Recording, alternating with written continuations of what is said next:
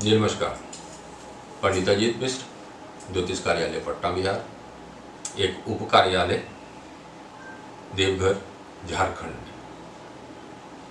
विषय है क्रोध। यदि आप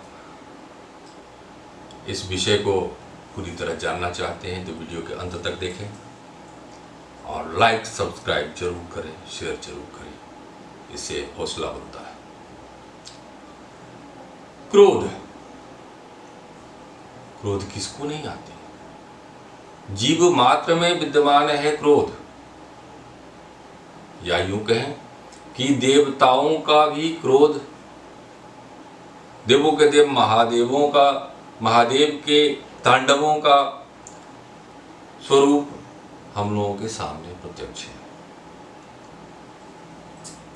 तो क्रोध तो आता है भाई, क्रोध आने की चीज है, लेकिन क्रोध में संयम, क्रोध की औचित्य और क्रोध से साध्य को साधना, यह होना आवश्यक है। वो क्रोध की एक छोटी बहन है, वह है जिद। जिद किसी माने में बहुत अच्छा होता है। यदि आप जिद पर अड़ जाते हैं किसी अच्छे काम के लिए, तो फिर वो क्रोध आपका सहायक हो जाएगा। आप किसी और पर क्रोधित होकर अच्छे काम में लग जाते हैं, अपने लिए लग जाते हैं, अपने परिवार के लिए लग जाते हैं, अपने समाज के लिए लग जाते हैं, अपने देश के लिए लग जाते हैं, तो इससे अच्छा क्या हो सकता है? तो क्रोध की छोटी बहन है जिद। और जिद में हमारे यहाँ बहुत कुछ हुआ है, अच्छे कार्य। क्रोध हमेशा होश में होनी चाहिए। क्रोध को कहा गया है अंधा होता है, तो मेरा ये कहना है कि क्रोध में आप अंधा ना होइए। और एक बात, परिवार के लिए और परिवार में अगर क्रोध आता है आपको, तो क्रोध करने का नाटक कीजिए, क्योंकि क्रोध से भी बहुत कार्य होता है। क्रोध कीजिए नहीं, इससे नुकसान होगा। पित्त की वृद्धि शरीर में हो जाएगी और आप अनेक रोग के शिकार हो सकते हैं। क्रोध करें नहीं, क्रोध करने का नाटक करें, ताकि आपके परिवारजन आपके कहे बात को ठीक से सुन सके, या यदि ध्यान नहीं देते हैं तो उन बातों को ध्यान देंगे। ऐसा देखा जाता है हम लोगों के जीवन में, प्रैक्टिकली ऐसा अनुभव है, तो मैं बता रहा हूं। अब रही बात कि क्रोध, जिद,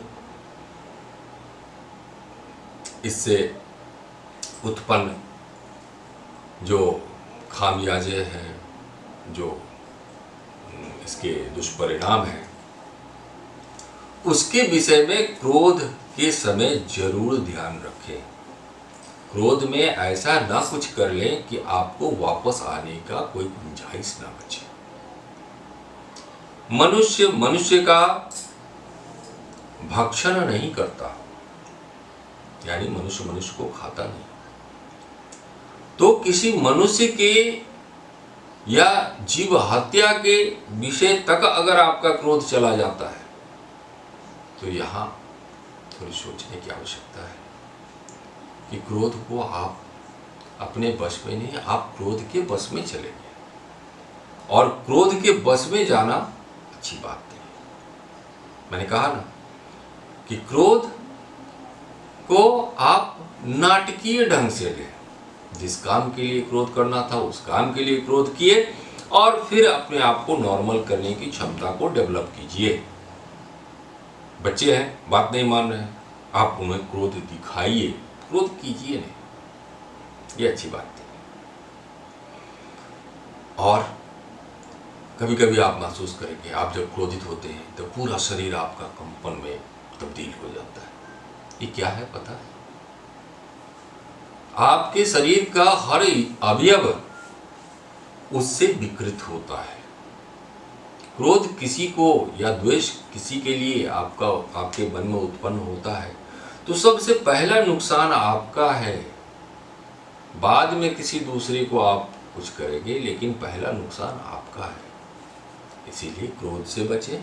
और क्रोध मंगल द्वारा जीवन में देखने को मिलता है, और ये कुंडली का विषय है। मंगल जैसा होगा उस प्रकार के आपके क्रोध होंगे। मंगल हृष्ट-पुष्ट, शुद्ध और बलवान अगर होगा कुंडली में, तो क्रोध को आप पराक्रम में तब्दील कर देंगे। पराक्रम शब्द का अर्थ यहाँ ये हुआ कि अच्छे कार्यों के पीछे आप तल्लीन हो जाएंगे क्रोधवश। उदाहरण स्वरूप, किसी बच्चे के परीक्षा फल में कुछ कमियां रह गई, आज पिता का सामना करना है उसे। पिता जरूर इस बात के लिए उसे डांटेगा, फटकारेगा या क्रोधित होकर उसके प्रति कुछ दुर्वचन कहेगा उसे। अगर पिता क्रोध दिखाया और वह बच्चा अगले वर्ष फिर